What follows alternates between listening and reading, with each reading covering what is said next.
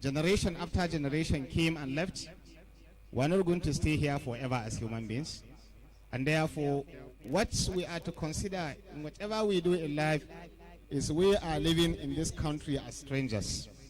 One day we are going to depart and leave this particular place of ours. Just as any other human being living on the surface of the earth, he is nothing but a stranger. And Allah subhanahu wa ta'ala told us, بعد أعوذ بالله من الشيطان الرجيم أفلم يهد لهم كم أهلكنا قبلهم من القرون يمشون في مساكنهم إن في ذلك لآيات لأولي النهى. Allah is drawing the attention of all those that care to listen. أفلم يهد لهم كم أهلكنا قبلهم من القرون. Can't they see how many generations we have destroyed before their time?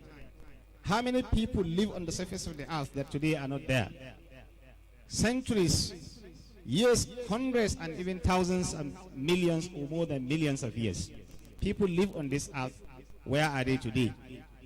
Allah subhanahu wa ta'ala destroyed this nation, or he has taken the life of those people that lived. Allah subhanahu wa ta'ala said, Yamshuna fi masakinihim. Those we have destroyed, you that are existing are walking about in their very places where they dwelt. This very place we are living, some people might have stayed here. And this very place we are living, we might not be the last people to stay on this place. It's the issue of replacing people after people.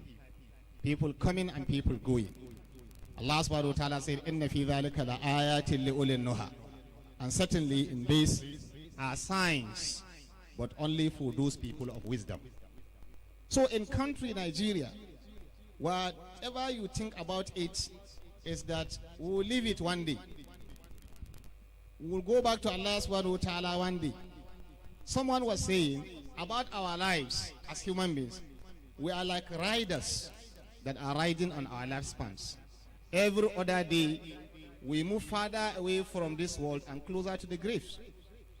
Someone was saying, وَمَا الْمَرْءُ إِلَّا رَاكِبٌ ظَهَرَ أُمْرِهِ عَلَى سَفَرٍ يُفْنِيهِ بِالْيَوْمِ وَالشَّهَرِ يَبِيتُ وَيُضْحِي كُلَّ يَوْمٍ وَلَيْلَةٍ بعيدا عن الدنيا قريبا إلى القبر. We are just like riders traveling day in, day out. Every other day that will have come and passed, we are moving farther away from the world and closer to the graves. Farther away from the world and closer to the graves. And that is a journey nobody can resist. Nobody can say that this day I don't want to move, because you don't control the time and you don't control all these changes.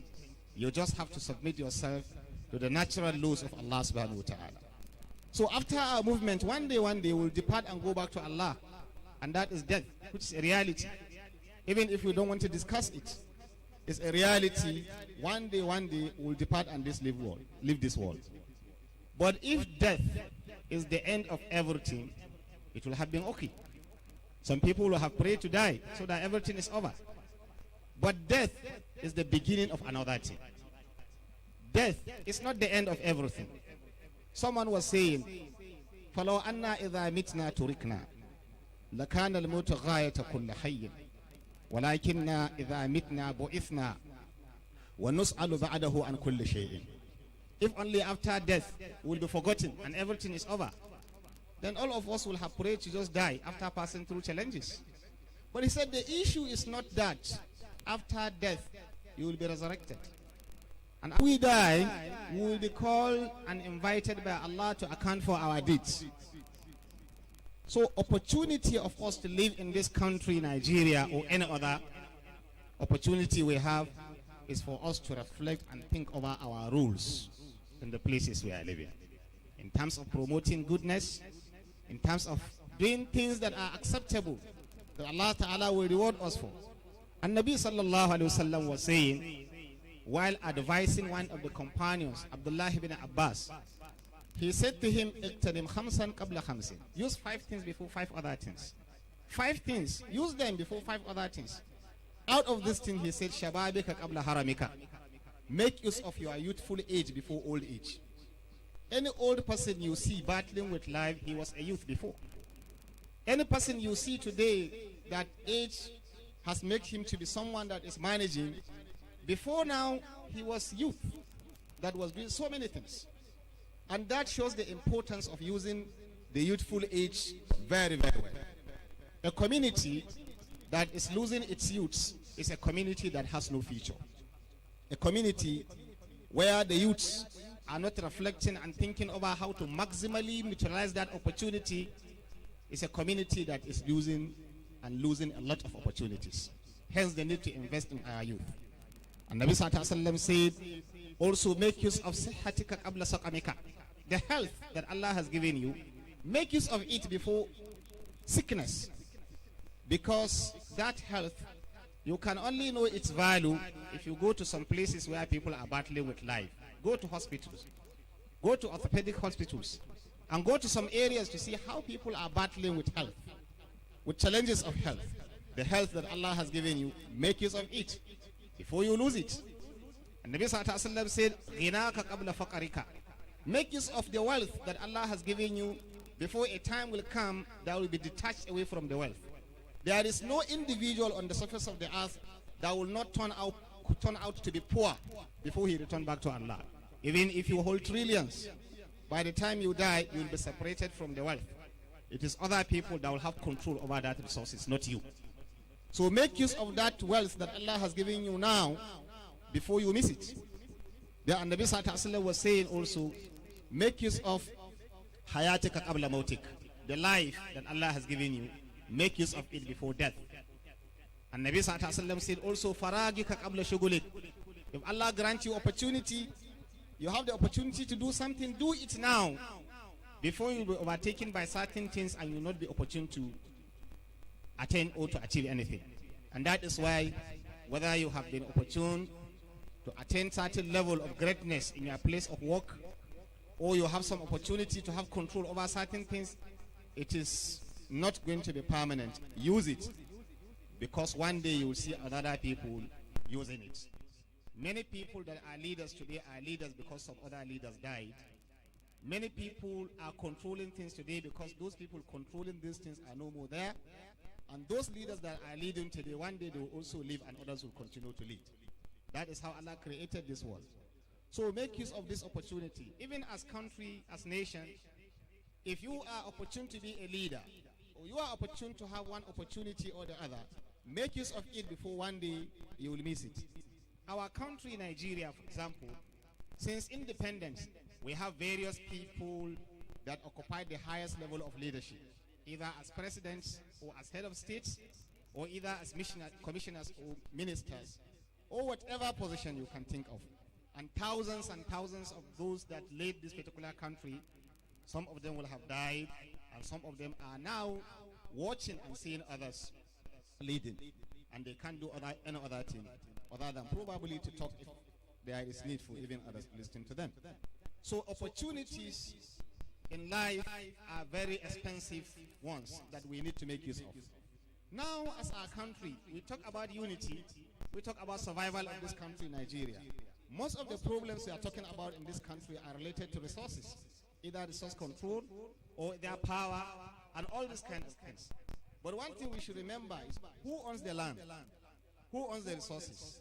A Muslim have the belief that it all belongs to Allah.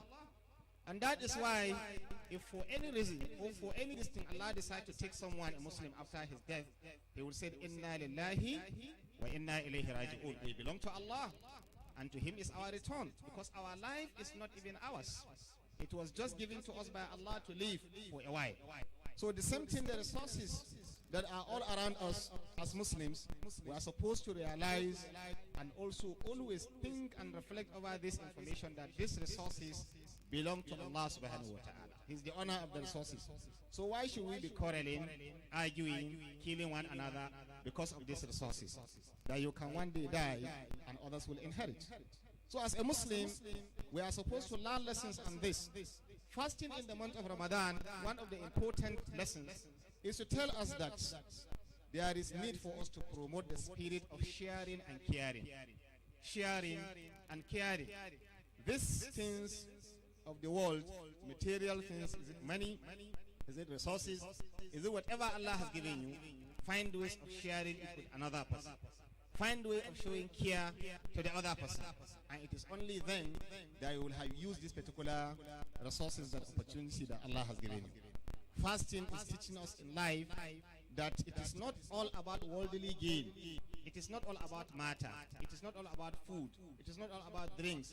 It is not all about pleasure. But it is about working for higher objective. Working for something better than all this. And that is why we are trained that while fasting, try to avoid all these things from dawn till sunset. And realize that you will not die because you just suspend these things. But the only thing you can do is you will learn lessons that some people out there are hungry, some people out there are thirsty, some people out there have been denied this pleasure for a certain period of time. You have tested it now, whether you can use that particular experience to also extend the hand of help to other people that might need. It was reported that Nabiuna Sulaiman used to fast. Sulaiman as a king, as a leader, he was asked, why do you frequently fast? He said, I used to fast so that I will not forget the kind of trauma that the hungry man is passing. As a leader, I need to also experience that kind of problem. I pray Allah assist us. So we need to learn that fasting is teaching us this important lesson. And it will be useful for us, for our survival as a country, for our unity as a nation, and even for all of us as individuals. It is not also about how much provision you will amass and keep and accumulate in this world, but it's about how much have you sent for akhirah. How much have you used that will be of benefit, not only to you, but to generations that come, and then the result of that will also be given to you even after your death. Allah subhanahu wa ta'ala is saying in the glorious Quran, Surah Al-Isra, انظر كيف فضلنا بعضهم على بعض والآخرة أكبر درجات وأكبر تفضيلا.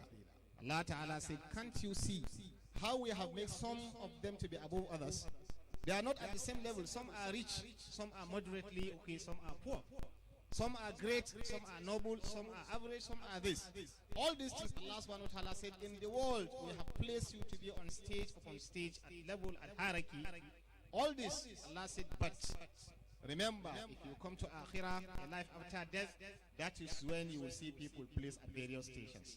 Based on your activity, based on your deed, based on what you have done, Allah subhanahu wa ta'ala will elevate your position before Him subhanahu wa ta'ala. So, as Muslims, we need to remember and recall all these things. And Nabi sallallahu alaihi wasallam was saying, while advising one of his companions, he said that إذا مات إنسان أو إذا مات الإنسان أو إذا مات ابن آدم انقطع عمله إلا من ثلاث.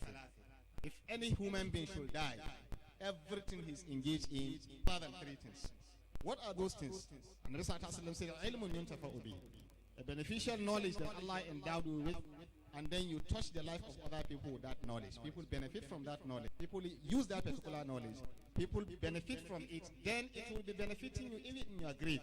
You can be a scholar, you can be a learned person, you can be someone who can sponsor scholarship, sponsor other people to go and learn. You will see share the reward. The Nabi said, sadaqatun jariyah.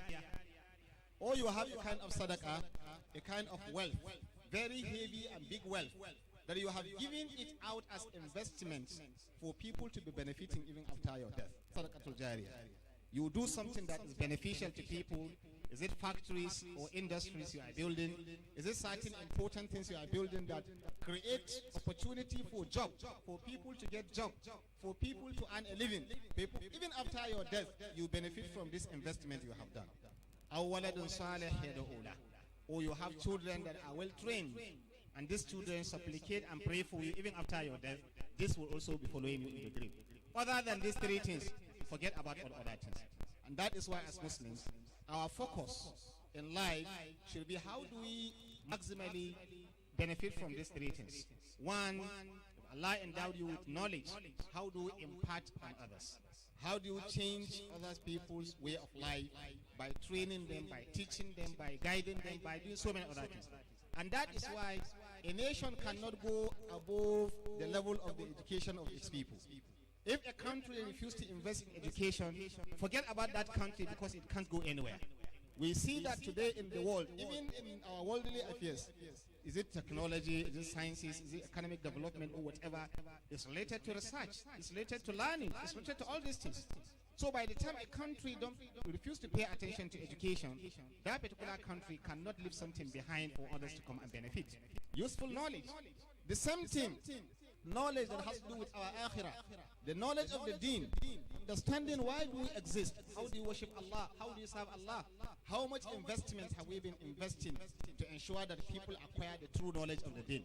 Because people that half-baked knowledge of the deen are dangerous, because they will twist the deen, they will change the deen, and at the end it will cause a lot of problems. So investing for education is very important and vital, even for our unity as a nation and for our survival as a country. The same thing on the issue of giving our sadaqatul jariyah. Sadaqatul jariyah by implication means you build a lot of infrastructure. You build things that will come and benefit, not just looking at today. Build certain things that will survive, that will live for years, that people can still come and benefit and use that particular structure. How much have we been investing also in that area? Maintaining it, investing in it, and ensuring that people benefit from all this kind of thing that we are supposed to. Then another thing, waladun saleh, a righteous child. Meaning our children are supposed to be well trained. You can't have a country to progress if the children are not trained. You can't have anything to come positive for a country that its children are wayward. If these children, it's the same thing, even parents. By the time you have children that are not well trained, how will they even remember to pray for you? They can't remember you in prayers, probably because they don't even know. The same thing. And that is why An-Nabi Sallallahu Alaihi Wasallam was saying something about a nation or community or society. He said, there are two things. A nation that lacks these two things, that nation will hardly survive. Those two things are what? Respect and care. Respect to the elders, respect to the authority, respect to people, and showing care and concern to the less privileged. This is what makes a society to survive. By the time those at the helm of affairs don't show care and concern to the kind of problems that the less privileged are passing through, that community will never see progress. And by the time those that are also citizens or whoever living in the country are not respecting their elders and their leaders, that particular country cannot have it right. So fasting in the month of Ramadan is to teach us so many other lessons, and out of those lessons is this.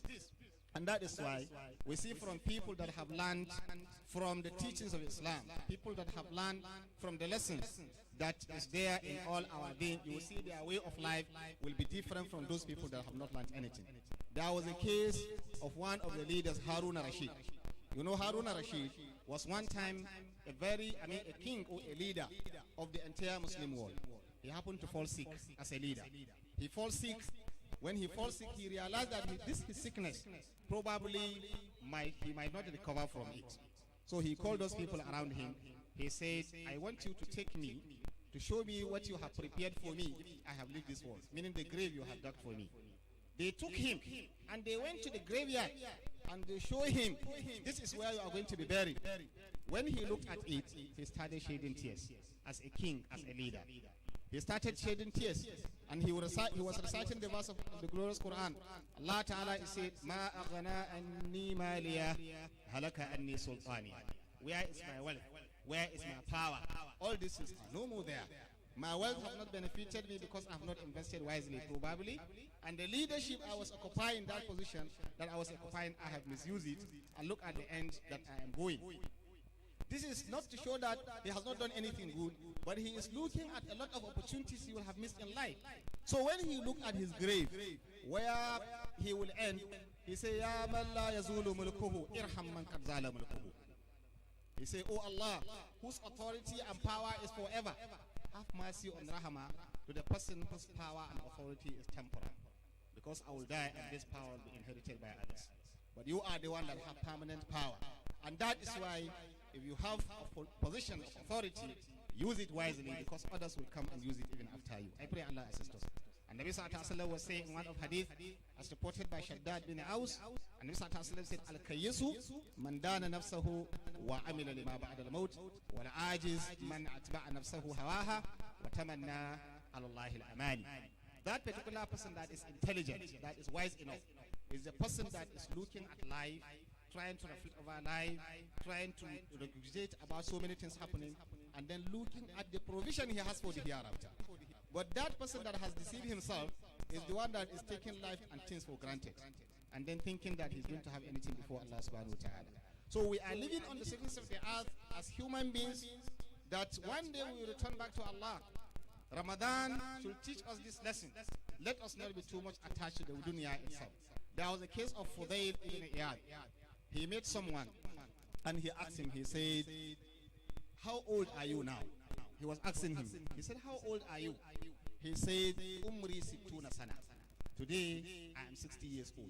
He was asking the person, how old are you? He said, I'm 60 years old. He said, are you 60 years? He said, Idhan, anta mundu sittina sana tasiru ila Allah. Yushiku an tasila. So for the past 60 years, you have been traveling close to Allah. You are about reaching the destination. We understand the state. 60 years ago, you have been moving. Certainly you are closer because you can hardly repeat those years. If you have spent 60 years in this world, then obviously the remaining part of the years you have is just for you to finish and pack up.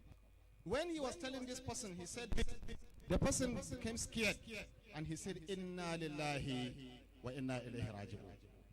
Then Fudayl asked him, Hal arafta ma'anaha? You say Inna lillahi, do you know its meaning? He said, yes, araftu, I know.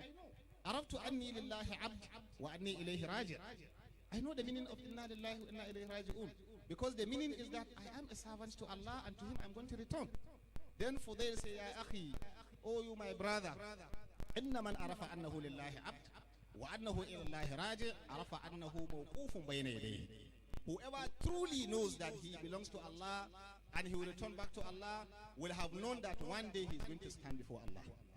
And whoever knows, وَمَنْ عَرَفَ أَنَّهُ مَوْقُوفٌ عَرَفَ أَنَّهُ مَسْئُولٌ. Whoever knows that one day he will stand before Allah should also know that he will have questions to answer before Allah. And whoever knows that he has questions to answer from Allah, then let him prepare for the answers he's going to give Allah subhanahu wa ta'ala. That is our life on the surface of the earth. Are we preparing for the kind of answers we are going to give to Allah subhanahu wa ta'ala? This person started crying. And then he said, oh, Fudayl, Malhila, what are we going to do? What is the way out? He said, the issue is very easy, Yasir. It's very easy. What you can do. What can I do? He said, Ittaqillaha fima baqiya yaghfiru Allahu laka ma qad mada. What you are going to do, fear Allah in the remaining life. What you have done before might be wrong. Fear Allah in the remaining life you have, and then focus yourself on doing right things, and inshallah it's going to be good for you. So fear Allah Ta'ala, and this fear of Allah or piety or taqwa, that was the reason behind fasting being made compulsory on us. Fear of Allah. Allah subhanahu wa ta'ala said, Ya ayyuhalladhina amanu kutiba alaykum as-siyamu kama kutiba ala alladhina min qablikum la'allakum tattaqun. The fasting should enhance your taqwa, should make you to become better people, should make you to be better in your life. And the people of taqwa, Allah told us when He said in the glorious Quran, وَسَارِئُوا إِلَى مَغْفِرَةٍ مِّن رَبِّكُمْ وَجَنَّةٍ عَرْضُهَا السَّمَاوَاتُ وَالْأَرْضُ أُعِدَّتْ لِلْمُتَّقِينَ. The paradise is prepared for the people of taqwa. Who are the people of taqwa? الذين ينفقون في السراء والضراء كاظمين الغيظ والعافين عن الناس والله يحب المحسنين. The people of taqwa are the people that spend out. ينفقون في السراء والضراء. They show care and concern to others. No matter the situation they are, they show care to others. And that is what Ramadan is teaching us. Let's show care to others. وَالْكَاظِمِينَ الْغَيْظِ. They are the people that control their anger. They will not be carried away by their anger and then cause harm to others. And that is why Mr. Taslim said about one of the lessons in Ramadan, we should learn how to control our anger. If you can't control your anger, you cannot perfectly benefit from Ramadan. وَالْكَاظِمِينَ الْغَيْظِ وَالْعَافِينَ عَنِ النَّاسِ. People that forgive others. So in summary, taqwa entails a lot of things, and Ramadan is teaching us so many things. Is it contentment? Is it respect? Is it care for others? Is it self-discipline? Because a country cannot survive if it doesn't have discipline. Discipline is very important. Is it discipline of time, using resources, and so many other things? Ramadan is telling us, once it is time for sahur, stop. Once it is time for iftar, take your iftar. Be disciplined even if nobody is seeing you. Then all about justice, kindness, decency, and so many other things. And being shown time, I will stop at one thing, and we need to go and think and reflect over. Because sometimes in life, we can be opportune to hear so many things. But how much among those things we used to hear that we used to implement in our life? This is a problem. We can have a lot of beautiful policies. How much of those policies do we actually implement to the latter, follow it up, ensure that we get the results? We used to hear so many things. I will conclude by one thing. Those of us that have been leading in masajid during Friday Salat, there are 7 points virtually in every masjid the Imam will remind you about those 7 points. Ask yourself, how are we ensuring that these seven things are part and parcel of our life? If I should give you a questionnaire here to assess our country, to assess ourselves on these things, what kind of result are you going to get? What is that? إن الله يأمر بالعدل والإحسان وإيتاء ذي القربى وينهى عن الفحشاء والمنكر والبغي يعظكم لعلكم تذكرون. Justice, kindness, decency, taming crimes, and avoiding and listening to beneficial admonition as well as remembrance of Allah. These 7 key things are very important for our survival and for our unity, for our survival. We need to reflect over this content that is always there in every Friday prayers. Let me and you go back and ask yourself, how are you trying to adjust your life to suit this particular 7 important things that we are always reminding ourselves of. I pray Allah Ta'ala will assist us and guide us and be with us. Our prayer for our country, even for the security challenges we are passing through, and so many other things, is may Allah Subhanahu wa Ta'ala save our ummah, save our community. May Allah unite us for good, and may Allah make us to be those people that will hear words and follow the best out of it. Our kindness is not only limited to the Muslims, but kindness to every human being, and kindness not even to human being, but even to other animals. Our Rasul told us someone was admitted into hell because of her showing a care attitude towards a cat. The cat died. Because of that, she was admitted into hell. The Prophet told us about a prostitute that showed care and concern to a dog that was thirsty, and that care and concern led her to be admitted into Jannah. I pray our fasting will make us to be people that care and concern for the welfare of others. With this I say, wassalamu alaikum wa rahmatullahi wa barakatuh. Allahu Akbar. Dr. Yomzo, Jazakallah khairan forever and always.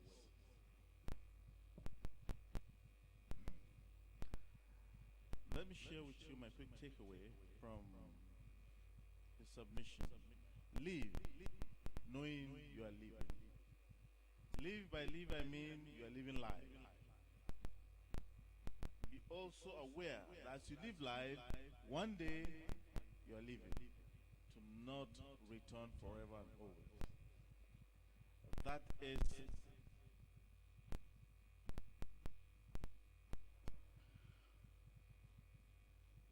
okay. I've just been directed to make welcome Abu Bakr Sadiq Maiturare, Chairman Hooper's Niger State Chapter, representing Professor Amen Maiturare, former Vice Chancellor, Ibrahim Badamasi Babangida University, Lapai. You're welcome, sir.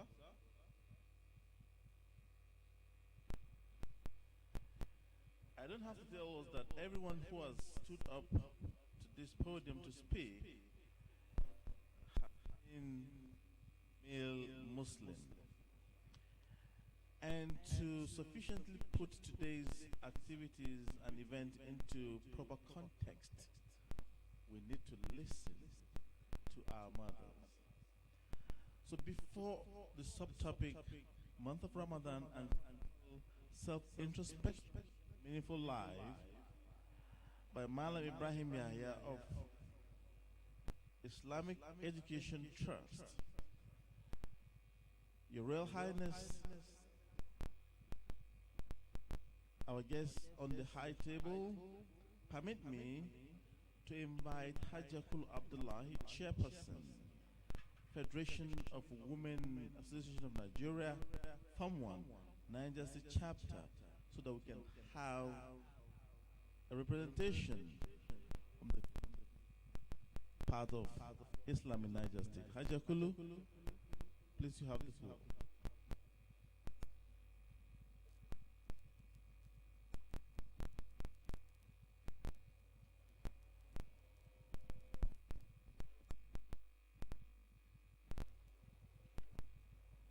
Malam Ibrahim Yahya of IIT, please prepare.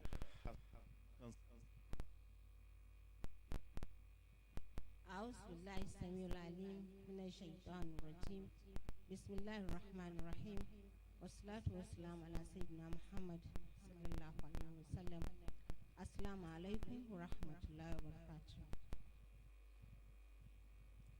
Your Royal Highness, ATP Alhaji Yahya Abubakar Bagaduji, the chairman of this occasion, ably represented by the Sultan Sudan of Kontagora, Alhaji Muhammad Baroma Audu, Allah Jazaman. Distinguished guests, ladies and gentlemen, once again I said Assalamu alaikum wa rahmatullahi wa barakatuh. I'm not actually presenting any paper. The MC made a mistake. I was told I was going to give a goodwill message. I just want to wholeheartedly congratulate Nigerian Television Authority, Minna, for continuing with this legacy. We started the Ramadan lecture and we have left, but alhamdulillah, they have carried it on. So I sincerely congratulate you and wish you all the best. The choice of the topic is apt. We are all aware of what is going on in Nigeria today. Nobody is free. We are just praying. May Allah subhanahu wa ta'ala continue to guide us. And once again, I said congratulations. May Allah reward your efforts. And whoever has made it to this place, who has contributed to the success of this program, we pray Allah to reward him with Jannatul Firdaus. Assalamu alaikum wa rahmatullah.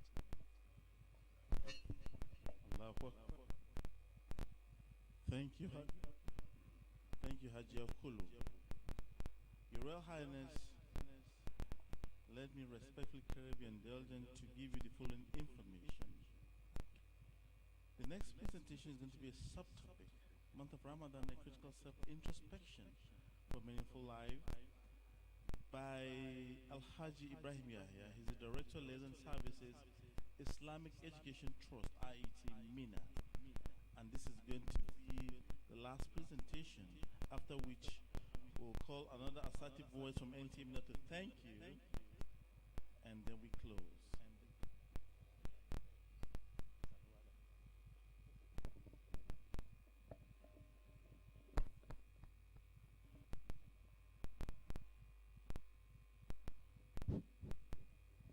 أعوذ بالله من الشيطان الرجيم بسم الله الرحمن الرحيم اللهم صل على محمد وعلى آله وأصحابه وسلم. Let me seek your indulgence to stand on the existing protocol, but at the same time to single out our Father, the Royal Highness, the Sultan Sudan of Kontagora. May Allah continue to bless you and protect you. The aspect of the theme that we are going to speak on in this at this juncture is the one that centers on self-introspection. The paper talks a lot about this aspect, and if you listen very carefully or attentively to the Chief Imam of FUT, he critically analyzed the Ramadan, the fasting during the month of Ramadan, what it entails, and various lessons we are supposed to learn from this period of 1 month of fasting.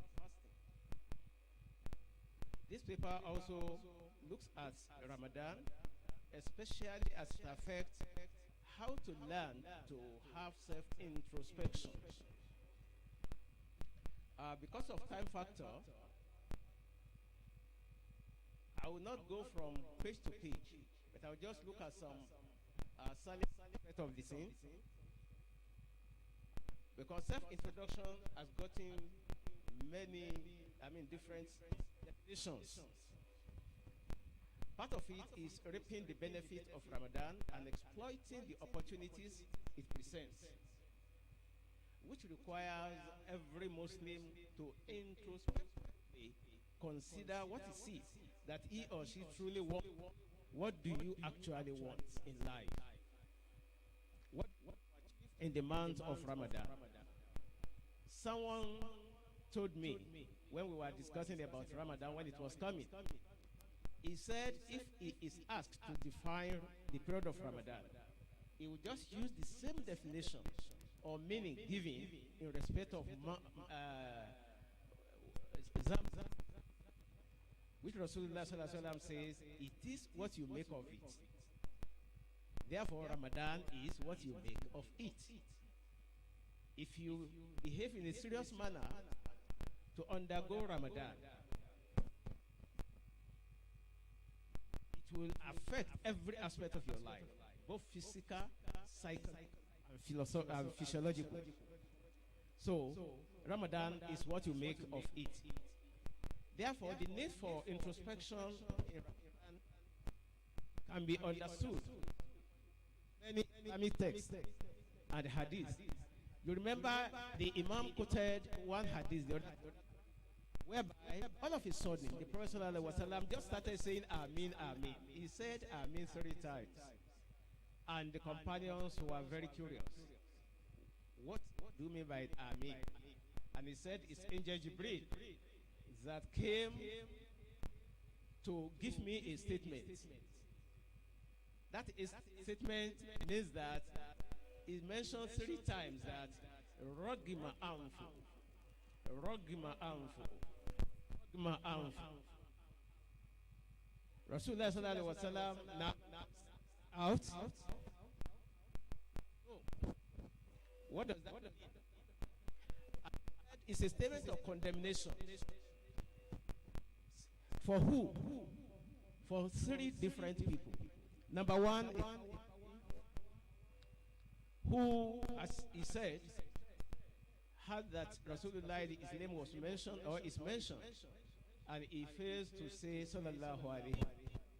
The second one is someone who have the opportunity to live with parents, but he refused to take care of them to the extent he earns key to Al-Jannah by relating with them in the best manner as the Quran. وَصَائِبُهُمَا مَعْرُوفٌ وَمَا جَنَاءَ الذُّلِّ مِنَ الرَّحْمَةِ, and so on and so forth. Third one, someone who happens to the month of Ramadan and he didn't handle himself in such a way that Ramadan will have benefited him, and by that he secures Al-Jannah Firdaus. So he said these 3 people, they are the losers. We are also made to understand that during the lifetime of the Prophet sallallahu alaihi wasallam, the companions, they will be preparing for the months to come. Just as today we are using social media to announce the onset of Ramadan, some people started counting as far back as 6 months ago. They will be counting the days, they will be counting the weeks, they will be counting the months, and they will be counting the minutes, the hours. He said what the companions used to do is to spend half of a year longing to welcome Ramadan. To the extent that someone says that كانوا يدعون الله 6 أشهر أن يبلغهم شهر رمضان ثم يدعون الله 6 أشهر أن يتقبلهم منهم. That they will spend half of the year longing to herald Ramadan, while the remaining half they will spend in such a way that they want Allah subhanahu wa ta'ala to accept the ibadah from them. Therefore, whenever Ramadan is mentioned, the reference is to Quran chapter 2 verse 183. That popular ayah which ends with لَعَلَّكُمْ تَتَّقُونَ. I think that is the nucleus of the old message of Ramadan. لَعَلَّكُمْ تَتَّقُونَ, so that you can be God conscious. God conscious in what respect? That's what we need to introspect about. How do you become God conscious? How do you behave in such a way that we are conscious of Allah? How do we relate with one another that in a way that we are conscious of Allah? How do we handle our work, our responsibility to show that we are conscious of Allah? How do we relate with our family? How do we handle our family? How does a husband handle his wife or wives as to show that he is conscious of Allah? How does a wife handle the affairs of her husband in such a way as to show that she is conscious of Allah? I think from both spiritual and human point of view, we need to handle ourselves in a way that we show the sign that we are conscious of Allah. The issue of taqwa is not to the Muslims alone. The prophets of before, they were also asked to show taqwa.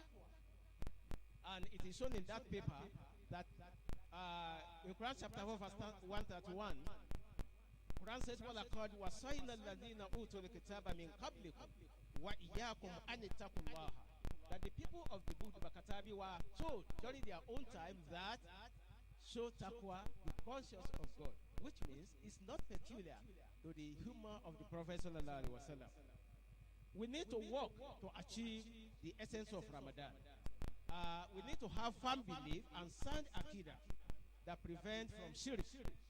We need to increasingly do a lot of different forms of ibadah, and that is why Ramadan comes with a package of both spiritual as well as human relations that will reflect our behaviors, actions, and activities. We need to reflect on the lessons of Ramadan, and the main lessons of Ramadan are to seek nearness to Allah, to sense the unity of purpose and social cohesion.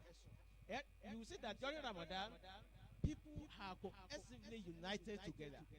We do the iftar together. In fact, we take pride and joy in eating together during the month of Ramadan, both at iftar level and at sahur level. Someone who is eating alone during sahur, during iftar, he believes he doesn't enjoy it until you have someone with you.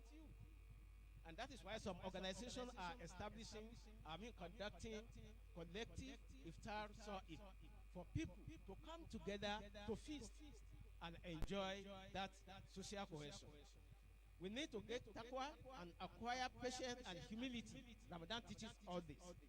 And we need to cultivate good manners.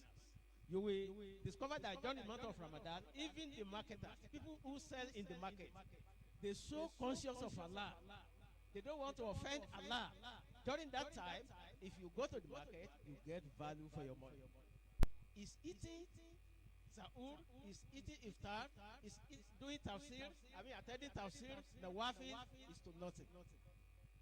No, therefore, nobody wants to have this type of thing, and at the end of the day, not being able to do this. So, in conclusion, Ramadan enjoins us to move near to Allah, and that is the essence of la'allakum tattaqun, and also to show mercy and compassion to fellow human beings, and that is why that the lesson in zakatul fitr, so that you have been internalizing or learning the lessons of Ramadan. It's now time for you to demonstrate in practical terms through interpersonal relations by giving to the less privileged at the end of Ramadan.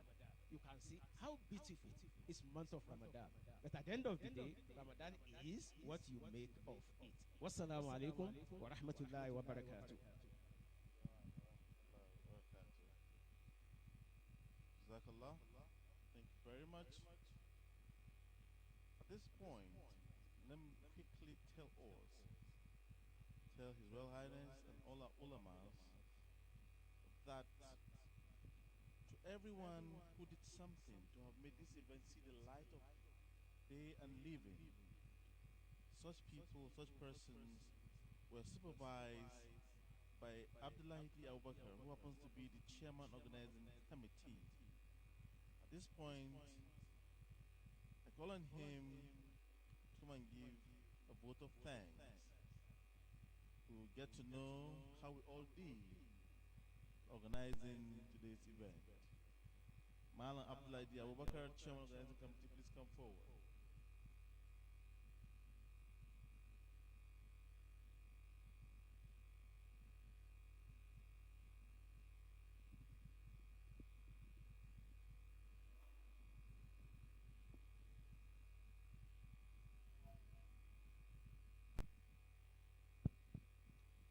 Okay, before we get the thanks from Abdullahi Abu Bakr, we'll open the floor for questions and possible answers.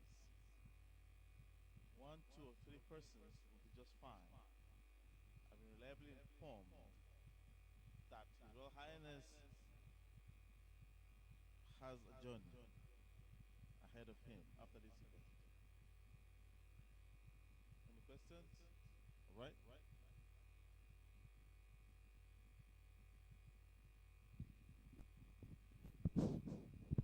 أعوذ بالله السميع العليم من الشيطان الرجيم بسم الله الرحمن الرحيم وصلى الله على نبي الكريم السلام عليكم ورحمة الله تعالى وبركاته. I'm indeed delighted with this occasion. This is the question that I always ask when I come to this occasion in those days or in the previous years. And the really topic has been dealt with because when we are preparing for fasting, we talk about fasting. Now we are talking about issue of insecurity in the country. And we always hear from our leaders, especially the governors and other leaders, that especially the issue that concerns the issue of banditry, the insecurity, we know where they are. We have been discussing with them. We have their telephone numbers. Now, I want to ask the presenter what we as a nation and the government now have to do away with this issue of banditry. Because our leaders are they continue to tell, even day before yesterday I heard that. We know them, we know their camp, we know where they are. And we have the security. Then what is happening? Do we always wait until they struck? Then we go to them. Assalamu alaikum. Thank you. Your question is in place, at the same time out of place. NTA Minna is not a security organization, and we will not be readily available to answer to your question. Sorry, sir. Next question, please.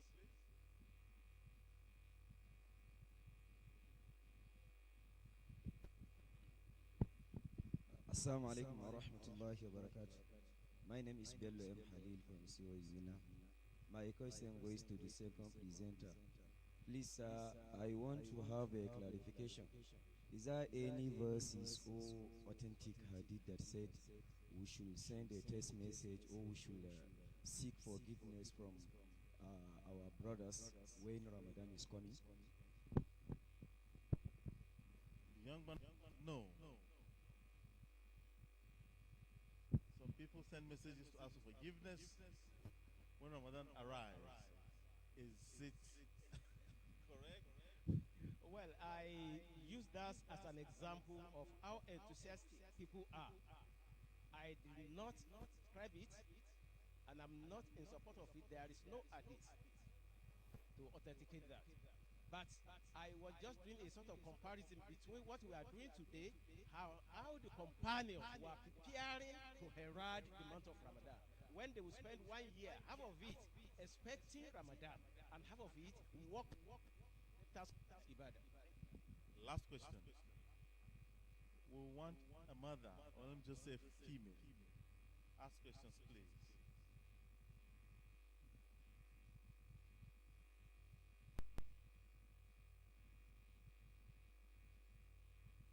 Mommy, they pointed to you.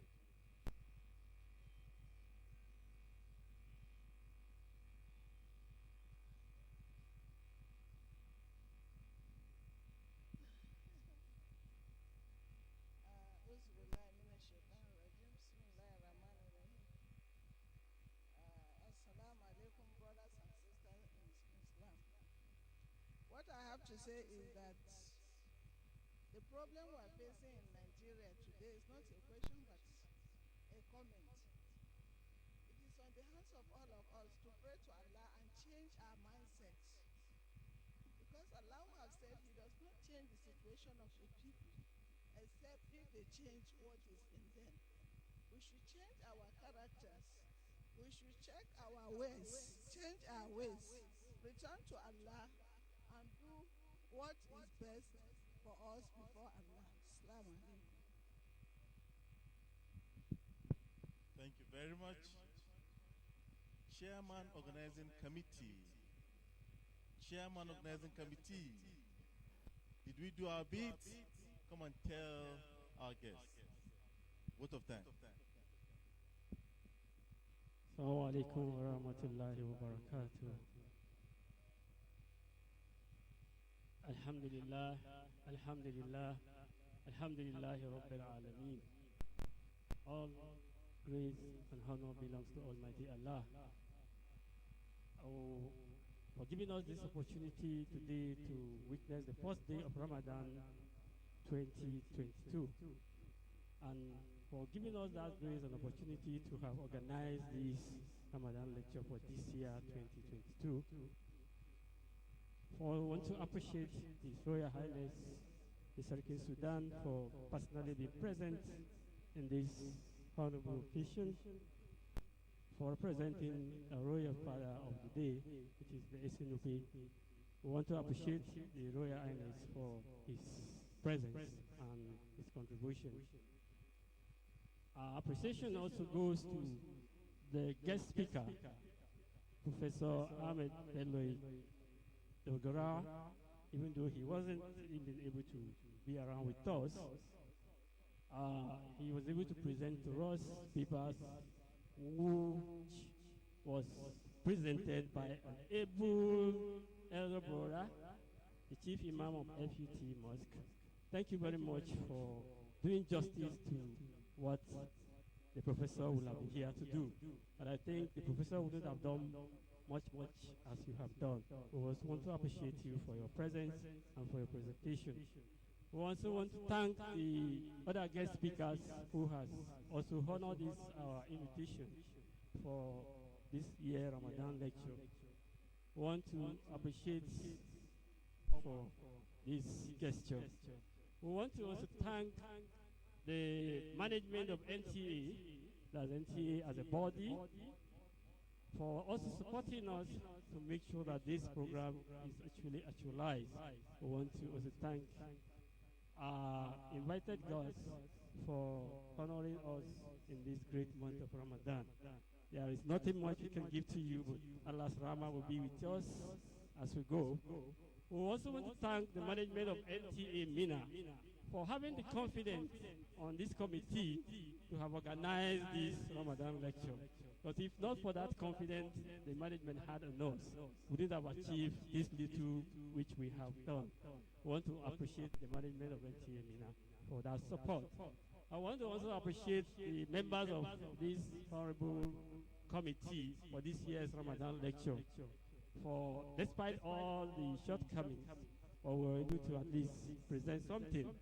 We may not be able to present as much as you think we should be, but we want to appreciate you for the role you have all played to make sure that this ceremony becomes a success. And we're hoping that in the next future, such will be much in larger forum where we will have more organization. I want to also thank my colleagues, especially the pressmen among us who have covered this event elaborately, for giving us justice to this event. And finally, I want to thank all the members present here for having the time and the gesture to listen to this program. There is nothing you will lose. So long as the event is an Islamic gathering, you must gain something. And I believe that we have all gained today. Not only gain physically, we will also gain morally and spiritually. And I pray that Almighty Allah will bless each and every one of us. As we go back to our various destinations, the Almighty Allah guide us and protect us all. Thank you. Thank you. MashaAllah. Jazakallah khair. Let's let the event close on a prayer. And I invite Malam Atiku Isa, who is a senior special advisor on religious affairs and special duties to the Sarkin Sudan of Cote d'Ivoire. Malam Atiku Isa, please come forward and give us a closing prayer.